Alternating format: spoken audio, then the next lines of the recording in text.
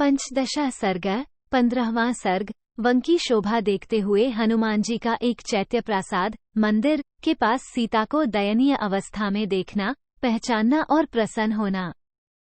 उस अशोक वृक्ष पर बैठे बैठे हनुमान जी संपूर्ण वन को देखते और सीता को ढूंढते हुए वहां की सारी भूमि पर दृष्टिपात करने लगे। वह भूमि कल्पवृक्ष की लताओं तथा वृक्षों से सुशोभित थी, दिव्य गंध तथा दिव्य रस से परिपूर्ण थी और सब ओर से सजाई गई थी। 2 मृगों और पक्षियों से व्याप्त होकर वो भूमि नंदनवन के समान शोभा पा रही थी। अट्टालिकाओं तथा राजभवनों से युक्त थी तथा कोकिल समूहों की काकली से कोलाहलपूर्ण जान पड़ती थी। 3 सुवर्णमय उत्पल और कमलों से भरी हुई बावड़ियां उसकी शोभा बढ़ा रही थीं। बहुत से आसन और कालीन वहां बिछे हुए थे। अनेकानेक भूमिगृह वहां शोभा पा रहे थे। 4 सभी ऋतुओं में फूल देने वाले और फलों से भरे हुए रमणीय वृक्ष उस भूमि को विभूषित कर रहे थे। खिले हुए अशोकों की शोभा से सूर्योदयकाल की छटा सी छिटक रही थी। 5 पवन कुमार हनुमान ने उस अशोक पर बैठे बैठे ही उस दमकती हुई सी वाटिका को देखा। वहां के पक्षी उस वाटिका को बारंबार पत्रों और शाखाओं से हीन कर रहे थे। 6 वृक्षों से झड़ते हुए सैकड़ों विचित्र पुष्प गुच्छों से नीचे से ऊपर तक मानो फूल से बने हुए शोकनाशक अशोकों से फूलों के भारी भार से झुककर पृथ्वी का स्पर्श सा करते हुए खिले हुए कनेरों से तथा सुंदर फूल वाले पलाशों से उपलक्षित वह भूभाग उनकी प्रभा के कारण सब ओर से उद्दीप्त सा हो रहा था। 7:81/2 पुन्नाग, श्वेत कमल या नागकेसर, छितवन, चंपा तथा बहुवार आदि बहुत से सुंदर पुष्प वाले वृक्ष जिनकी जड़ें बहुत मोटी थीं, वहां शोभा पा रहे थे। वहां सहस्रों अशोक के वृक्ष थे, जिनमें से कुछ तो सुवर्ण के समान कांतिमान थे, कुछ आग की ज्वाला के समान प्रकाशित हो रहे थे और कोई काले काजल की सी कांति वाले थे। 101/2 वह अशोकवन देवोद्यान नंदन के समान आनंददायी, कुबेर के चैत्ररथ वन के समान विचित्र तथा उन दोनों से भी बढ़कर अचित्य, दिव्य एवं रमणीय शोभा से संपन्न था। 111/2 वह पुष्परूपी नक्षत्रों से युक्त दूसरे आकाश के समान सुशोभित होता था तथा पुष्पमय सैकड़ों रत्नों से विचित्र शोभा पाने वाले 5वें समुद्र के समान जान पड़ता था। 121/2 सब ऋतुओं में फूल देने वाले मनोरम गंधयुक्त वृक्षों से भरा हुआ तथा भांति भांति के कलरव करने वाले मृगों और पक्षियों से सुशोभित वह उद्यान बड़ा रमणीय प्रतीत होता था। वह अनेक प्रकार की सुगंध का भार वहन करने के कारण पवित्र गंध से युक्त और मनोहर जान पड़ता था। दूसरे गिरिराज गंधमादन के समान उत्तम सुगंध से व्याप्त था। 141/2 उस अशोकाटिका में वानर शिरोमणि हनुमान ने थोड़ी ही दूर पर एक गोलाकार ऊंचा मंदिर देखा, जिसके भीतर 1000 खंभे लगे हुए थे। वह मंदिर कैलाश पर्वत के समान श्वेत वर्ण का था। उसमें मूंगे की सीढ़ियां बनी थीं तथा तपाए हुए सोने की वेदियां बनाई गई थीं। वह निर्मल प्रासाद अपनी शोभा से देदीप्यमान सा हो रहा था। दर्शकों की दृष्टि में चकाचौंध सा पैदा कर देता था और बहुत ऊंचा होने के कारण आकाश में रेखा खींचता सा जान पड़ता था।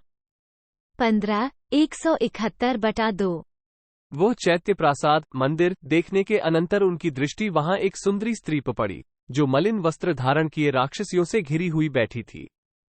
वो उपवास करने के कारण अत्यंत दुर्बल और दीन दिखाई देती थी तथा बारंबार सिसक रही थी। शुक्ल पक्ष के आरंभ में चंद्रमा की कला जैसी निर्मल और कृश दिखाई देती है, वैसी ही वो भी दृष्टिगोचर होती थी।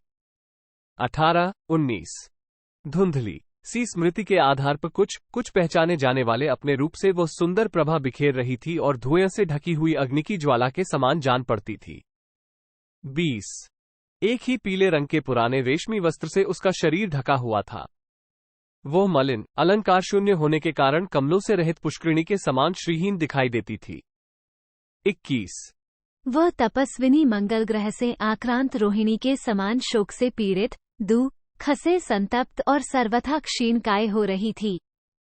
22 उपवास से दुर्बल हुई उस खिया नारी के मुंह पर आंसुओं की धारा बह रही थी। वह शोक और चिंता में मग्नरू हो दीन दशा में पड़ी हुई थी एवं निरंतर दुख में ही डूबी रहती थी। 23। वह अपने प्रियजनों को तो देख नहीं पाती थी। उसकी दृष्टि के समक्ष सदा राक्षसियों का समूह ही बैठा रहता था। जैसे कोई मृगी अपने युद्ध से बिछुड़कर कुत्तों के झुंड से घिर गई हो, वही दशा उसकी भी हो रही थी। 24। काली नागिन के समान कटी से नीचे तक लटकी हुई एकमात्र काली वेणी के द्वारा उपलक्षित होने वाली वह नारी बादलों के हट जाने पर नीली वनश्रेणी से घिरी हुई पृथ्वी के समान प्रतीत होती थी। 25। वह सुख भोगने के योग्य थी, किंतु दुख से संतप्त हो रही थी। इसके पहले उसे संकटों का कोई अनुभव नहीं था। उस विशाल नेत्रों वाली, अत्यंत मलिन और क्षीणकाय अबला का अवलोकन करके युक्तियुक्त कारणों द्वारा हनुमान जी ने यह अनुमान किया कि हो न हो यही सीता है। 261/2।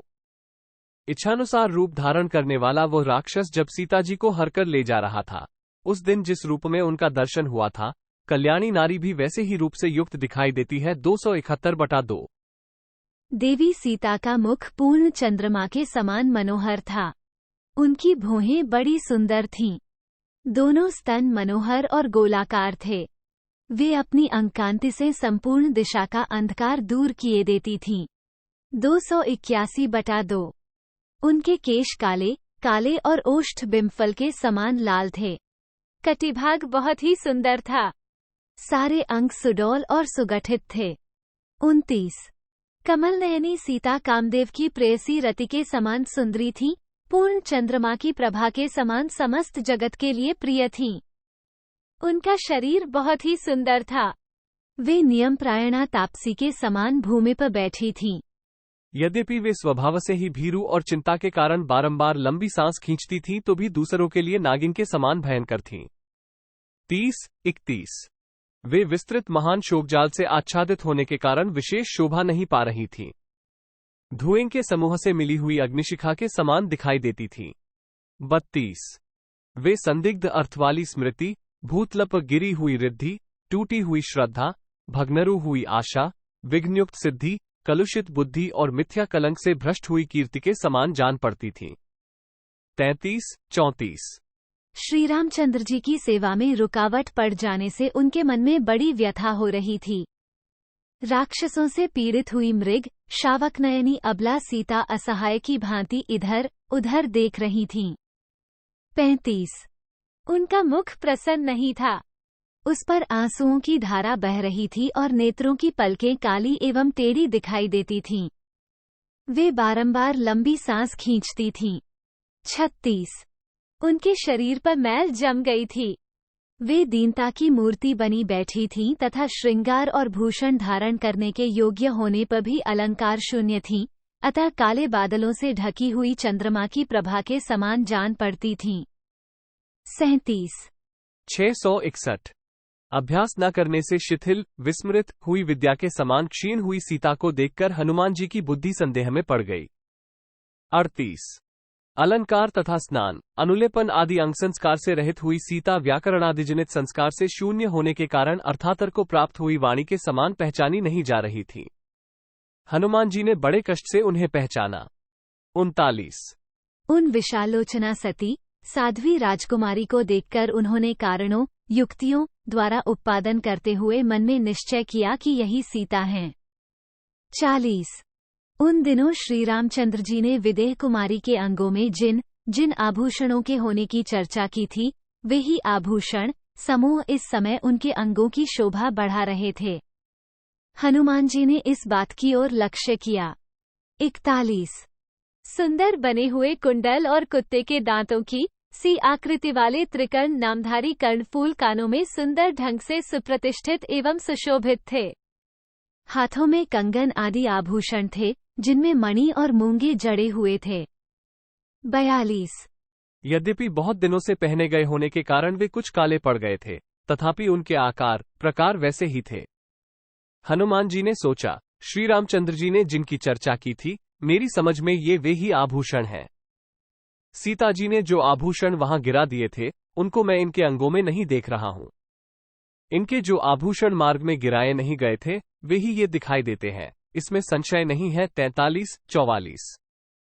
उस समय वानरों ने पर्वत पर गिराए हुए सुवर्ण पत्र के समान जो सुंदर पीला वस्त्र और पृथ्वी पर पड़े हुए उत्तमोत्तम बहुमूल्य एवं बजने वाले आभूषण देखे थे, वे इन्हीं के गिराए हुए थे। 45-46। यह वस्त्र बहुत दिनों से पहने जाने के कारण यद्यपि बहुत पुराना हो गया है, तथापि इसका पीला रंग अभी तक उतरा नहीं है। ये भी वैसा ही कांतिमान है जैसा वह दूसरा वस्त्र था। 47। ये सुवर्ण के समान गौर अंग वाली श्रीरामचंद्र जी की प्यारी महारानी हैं, जो अदृश्य हो जाने पर भी उनके मन से विलग नहीं हुई हैं। 48। ये वे ही सीता हैं जिनके लिए श्रीरामचंद्र जी इस जगत में करुणा, दया, शोक और प्रेम, इन 4 कारणों से संतप्त होते रहते हैं। 49। एक स्त्री खो गई, ये सोचकर उनके हृदय में करुणा भर आती है। वो हमारे आश्रित थी, ये सोचकर वे दया से द्रवित हो उठते हैं। मेरी पत्नी ही मुझसे बिछुड़ गई, इसका विचार करके वे शोक से व्याकुल हो उठते हैं तथा मेरी प्रियतमा मेरे पास नहीं रही, ऐसी भावना करके उनके हृदय में प्रेम की वेदना होने लगती है। 50। जैसा अलौकिक रूप श्री रामचंद्र जी का है तथा जैसा मनोहर रूप एवं अंग प्रत्यंग की सुघड़ता इन देवी सीता में है, इसे देखते हुए कजरारे नेत्रों वाली सीता उन्हीं के योग्य पत्नी है। 51। इन देवी का मन श्री रघुनाथ जी में और श्री रघुनाथ जी का मन इनमें लगा हुआ है, इसीलिए ये तथा धर्मात्मा श्रीराम जीवित हैं। इनके मुहूर्त मात्र जीवन में भी यही कारण है। इनके बिछुड़ जाने पर भी भगवान श्रीराम जो अपने शरीर को धारण करते हैं, शोक से शिथिल नहीं हो जाते हैं। यह उन्होंने अत्यंत दुष्कर कार्य किया है। 53। इस प्रकार उस अवस्था में सीता का दर्शन पाकर पवनपुत्र हनुमान जी बहुत प्रसन्न हुए। वे मन भगवान श्रीराम के पास जा पहुँचे, उनका चिंतन करने लगे तथा सीता जैसी साध्वी को पत्नी रूप में पाने से उनके सौभाग्य की भूरी भूरी प्रशंसा करने लगे। 54। इत्यार्षे श्रीमद् रामायणे वाल्मीकि आदिकाव्ये सुंदरकांडे 15 सर्गः 15। इस प्रकार श्री वाल्मीकि निर्मित आश्रामायण आदिकाव्य के सुंदरकांड में 15वां सर्ग पूरा हुआ। 15।